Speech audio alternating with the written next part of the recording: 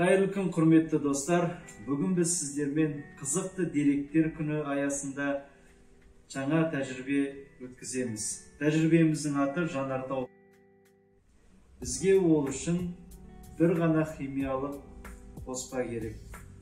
Химиялық қоспамыздың аты дихромат аммония. Дихромат аммония өздеріңіз жақсы көріп тұрғандарыңыздай қызғылт сары түстес. Кристалды қызғылт сары түстес. Не себепті кристалды? Себебі жылтырап көрсетеді. Ал ол не үшін жылтырап көрсетеді? Қазір сіздер оны түсінесіздер. Мына жерде сіздерге қазір көрсетілген химиялық формула бойынша бұл химиялық қоспаның құрамы. Яғни 4 химиялық қоспадан тұрады. Ең бірінші ол хром. Сол хромның себебінен бұл жылтыр түске енген. Екіншіден сутегі, азот және оттегі. Осындай химиялық қоспадан дихромат аммония бар. Бұл тәжірибеміздің жанартау аталу себебі дихромат аммония жанған кезде жанартау ошағының ішіндегі лава атқылауларының көрінісіне дәл ұқсайды. Міне, сіздермен бірге қазір біз тәжірибемізді бастаймыз. Ол үшін дихромат аммонияны ашып,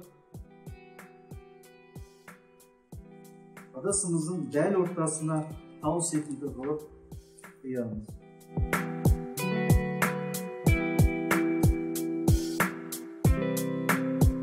Міне дәл тау сияқты қылып үйдіп, енді кезекте сіріңке арқылы біз оны тататын боламыз.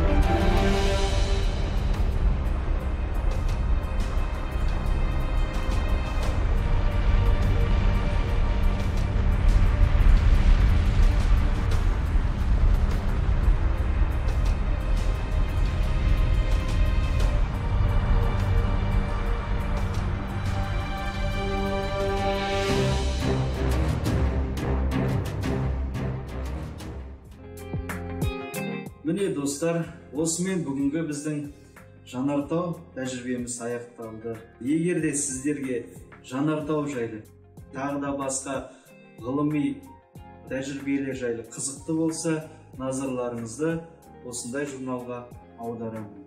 Оқып көріңіздер.